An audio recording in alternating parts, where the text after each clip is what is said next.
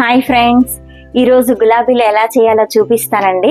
Perfect కొలతలతో, చాలా టిప్స్తో, ఎవరు చెప్పని టిప్స్తో ఇప్పుడు చెప్తాను మీకు. అందరికీ తెలియడానికి ఈ కప్పు తీసుకున్నానండి. టీ కప్పు ఉంటుంది కదా, దాంట్లో పెద్ద సైజు 1 కప్పు షుగరు. ముందు దీన్ని మిక్సీలో వేసుకొని గ్రైండ్ చేసుకోవాలి. 3 ఇలాచీ వేసుకోవాలి.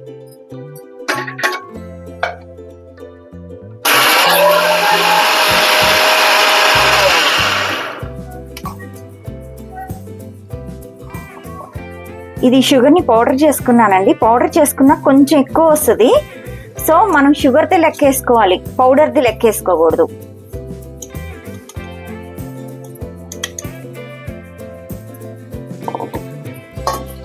దీన్ని ఇట్లా పెద్ద బౌల్లో వేసుకోవాలి. ఎప్పుడు అందరూ మైదా పిండితో చేస్తారండి. నేను గోధుమ పిండితో చేస్తున్నా. మైదా పిండి అంత మంచిది కాదు. సో గోధుమ పిండి 1 కప్పు,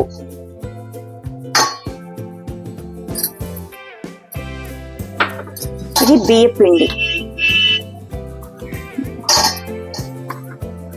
బియ్య పిండి 1.5 కప్పు తీసుకోవాలి. కప్పు అండ్ ఇంకొక 1/2 కప్పు తీసుకోవాలి.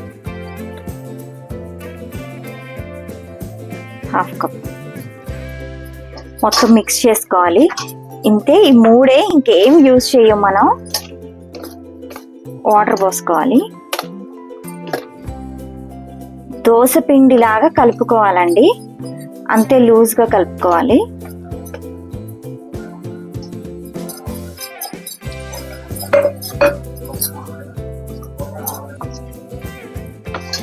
ఇలా ఉండలు లేకుండా కలుపుకోవాలి. ఇట్లా ఈ కన్సిస్టెన్సీలో ఇలా పిండిని కలుపుకోవాలండి. దీన్ని వడగట్టుకోవాలి. ఇలా కలుపుకున్న తర్వాత నేను ఇంకో గిన్నెలోకి వడగడుతున్నాను.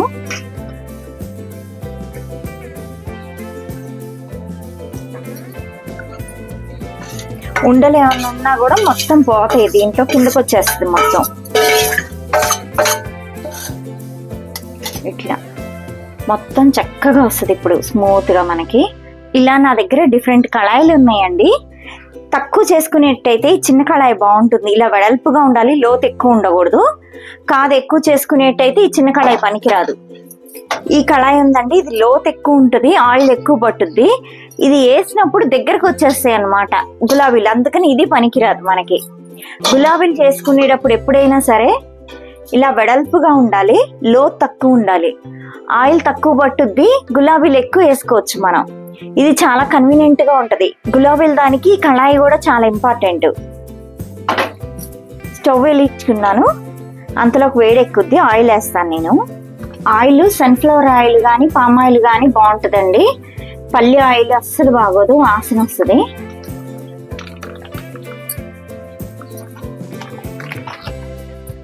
ఒక 1 లీటర్ ఆయిల్ పోసేసాను నేను.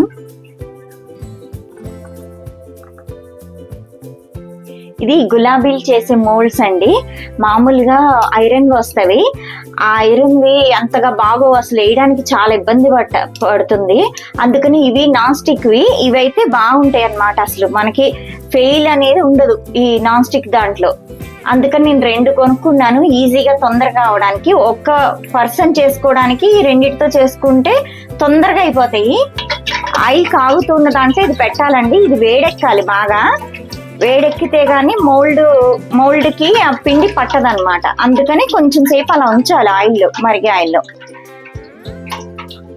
ఇది పిండి మనం ప్రిపేర్ చేసుకున్న పిండిని నేనైతే ఇట్లాగే యూజ్ చేసుకుంటా. అందరికి ఇట్లా పెద్ద గిన్నెలో పెట్టుకుంటే కష్టం అండి, ఎందుకంటే మోల్డ్ మొత్తం మునిగిపోద్ది. మీకు అది కూడా చూపెడతా.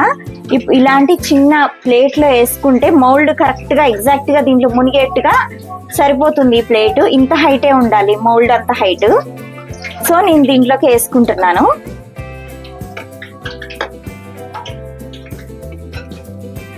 ఈ మోల్డ్ కాలకుండా ఇది కొంచెం మరిగే ఆయిల్లో పెట్టాలండి.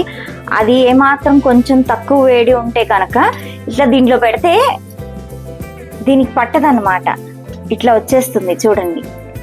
సో అందుకని ఇది బాగా కాలాలి. ఇట్లా మనకి సరిగ్గా రాదు. మొత్తం ఇట్లా ఊడిపోతుంది. ఇది కాసేపే పెట్టా మీకు చూపించాలని, ఇట్లా సరిగ్గా అతుక్కోదన్నమాట. ఇది ఎక్కువసేపు ఉంచుతున్నా. దీన్ని ఇట్లా ఎక్కువసేపు ఆయిల్లో ఉంచాలి, మళ్ళీ తీసి మళ్ళీ దీంట్లోనే పెట్టాలి. ఇట్లా ఎక్కువసేపు ఉంచితే బాగా వస్తుంది, లేకపోతే ఇట్లాగా కొంచెమే అతుక్కుంటుంది అన్నమాట పిండి. సో దీన్ని ఇప్పుడు క్లీన్ చేసేస్తాను. ఇట్లా ఎప్పుడన్నా మిస్టేక్ వస్తే మొత్తం క్లీన్ చేసేసి కడిగేసి దీన్ని బాగా తుడుచుకోవాలండి. తుడుచుకొని అప్పుడు మళ్ళీ దీంట్లో పెట్టుకోవాలి. ఇది బాగా కాలింది, ఇది ఫుల్ హై మీద పెట్టుకోవాలి.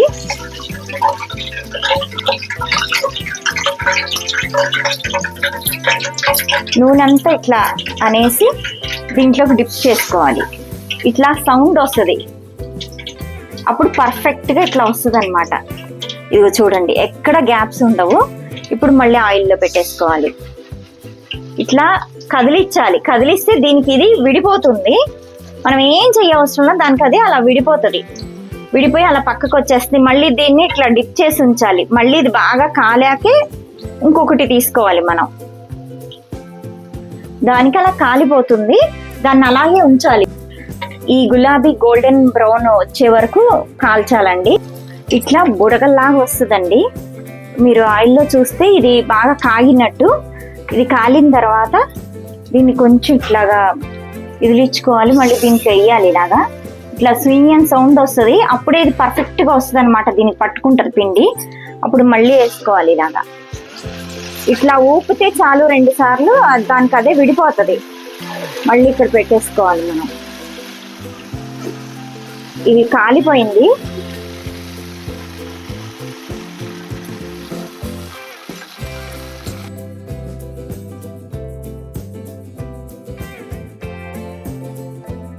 ఇలా బెజ్జాల గిన్నెలోకి ఇట్లా పెట్టుకోవాలండి రివర్స్ లో. దీని కింద ఒక ప్లేట్ పెట్టుకోవాలి, ఆయిల్ వస్తే కిందకి వెళ్ళటానికి. ఇట్లాగా మనకి పర్ఫెక్ట్ షేప్ లో ఉండాలంటే ఇట్లా పెట్టుకోవాలి.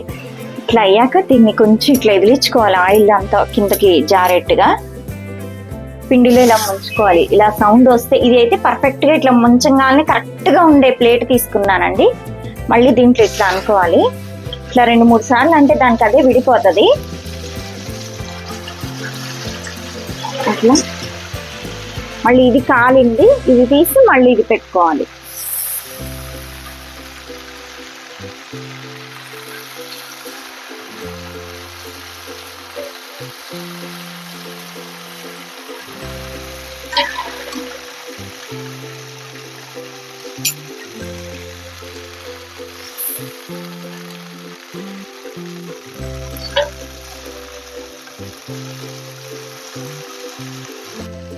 ఆ ప్లేట్ ఖాళీ అవుతుంటే పిండి దాన్ని నింపుకుంటూ ఉండాలి. ఇలాగా ఇలా లోతైన గిన్నెలో పెట్టుకుంటే అప్పుడప్పుడు మిస్టేక్స్ అవుతుంటే ఇట్లా ముంచేటప్పుడు ఇట్లా పైకి ఇట్లా ఇలా మొత్తం మునిగిపోద్ది. ఇది మీకు చూపించడానికి చేస్తున్నాను నేను. అప్పుడప్పుడు ఈ సైడ్స్ ఇట్లాగా మనకి మొత్తం మునిగిపోతే కనుక మనం ఇది ఎంత అన్నా కూడా ఇది మనకి దీని నుంచి విడిపోయి రాదనమాట. మనం చాలా ఇబ్బంది పడాలి. ఒక గరిటె తీసుకొని అన్నా చాలా ఇబ్బంది అవుద్ది అనమాట ఇట్లా. సో అందుకని అలా కాకుండా ఇలాంటి ప్లేట్లో పెట్టుకుంటే మనం పైకి రాదు, పిండి రాకుండా పర్ఫెక్ట్గా ఇక్కడ వరకు ఇట్లా వస్తుంది. ఎడ్జ్ వరకు రావాలి. ఇలా దులిపి దీంట్లో వేసుకోవటం అంతే.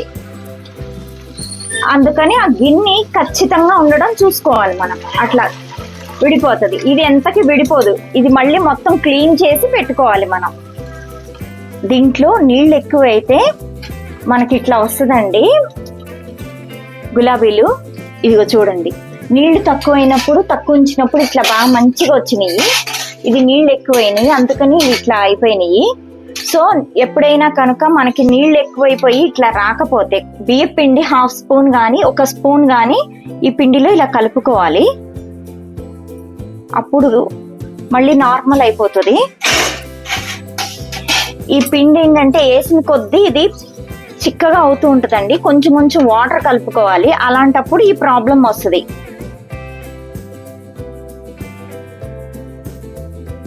ఈ బియ్య పిండి మొత్తం కలిసిపోతుంది. మళ్ళీ మనకి చక్కగా వస్తాయి అన్నమాట గులాబీలు. ఇది తీసిన వెంటనే ఇది మెత్తగా ఉంటుంది. సో ఇలా ప్లెయిన్ ప్లాట్ఫామ్ లాగా ఉండేది తీసుకోవాలి. అప్పుడు ఇది షేప్ అవుట్ అవ్వకుండా ఉంటుంది అనమాట. లేకపోతే ఇది గిన్నెలాగా ఉన్నది ఇలాంటి దాంట్లో అయితే కనుక షేప్ అవుట్ అయిపోద్దండి. ఇలా తీసేదైనా కూడా ఇలా తీసేదైనా ఈ గులాబీలు పెట్టేదైనా కూడా ఇప్పుడు మెత్తగా ఉంటది తీయంగా వెంటనేది ఇట్లాగా. అందుకని దీన్ని ప్లెయిన్ ప్లాట్ఫామ్ మీద పెట్టుకోవాలన్నమాట. ప్లెయిన్ గా ఉండాలి. ఇలాగా ఏదైనా ఒక ప్లేట్ లో అయినా ఇలా బెజ్జాలు గిన్నె అయినా ప్లెయిన్ గా ఉన్నదైతే ఇలా నీట్ గా వస్తుంది. లేకపోతే వంకర టింకర్లుగా అయిపోతుంది. ఇలా కొంచెం కాలిన తర్వాత ఇది క్రిస్పీగా అయిపోతుంది. ఇలాగా ఈ గులాబీలు చేయడానికి మెయిన్ గా ఈ మోల్డ్ కావాలండి. ఇలా నాన్ స్టిక్ అయితేనే బాగుంటుంది. ఐరన్ విప్ మనకి అంత సెట్ కాదు, మనం ఎప్పుడో ఒకసారి చేస్తాం కాబట్టి మనకి ఇలాంటి నాన్ స్టిక్ అయితేనే పనికొస్తుంది. ఇది ఒకటి కంపల్సరీ కావాలి.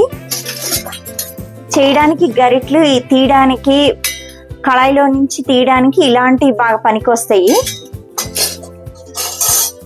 ఇది పనికిరాదండి, షేప్ అవుట్ అవుద్ది. ఇదైతే ఎంతో టేస్టీ అయినా క్రిస్పీగా ఉండే గులాబీలు రెడీ అయిపోయినాయండి. మనం ఇంట్లో చాలా ఈజీగా చేసుకోవచ్చు. కాకపోతే చిన్న చిన్న టిప్స్ యూజ్ చేసుకోవాలి. ఎక్కువసేపు కాల్చకూడదు. ఈ గోల్డెన్ కలర్లో వచ్చే వరకే ఉంచాలి కళాయిలో. ఈ కలర్లో ఉన్నాక తీస్తే ఈ కలర్లోకి వచ్చేస్తుంది. కొంచెం లైట్ కలర్లోనే తీసుకుంటూ ఉండాలి మనం. చాలా పిల్లలకి అందరికీ ఇష్టమైన స్నాక్ అండి. చాలా ఈజీగా చేసుకోవచ్చు. చిన్న టిప్స్, చాలా క్రిస్పీగా ఉంటుంది మనకి. ఇదిగో చూడండి, ఎంతో క్రిస్పీగా ఉంటాయి మనకి. ఇది టేస్ట్ ఎలా ఉందో చూద్దామండి ఇప్పుడు మనం. ఎంతో క్రిస్పీగా ఉన్నాయి, అంత పర్ఫెక్ట్గా ఉందండి. స్వీట్ కూడా కరెక్ట్గా ఉంది. ఎక్కువ కావాలనుకుంటే ఇంకొంచెం ఎక్కువ వేసుకోవచ్చు స్వీట్, కానీ ఇది పర్ఫెక్ట్ కొలతలు అనమాట. మనకి చాలా టేస్టీగా ఉంది. మీరు కూడా చేసుకోండి. మైదా పిండితో కాకుండా గోధుమ పిండితో కూడా ఇలా చేసుకోవచ్చు మనం.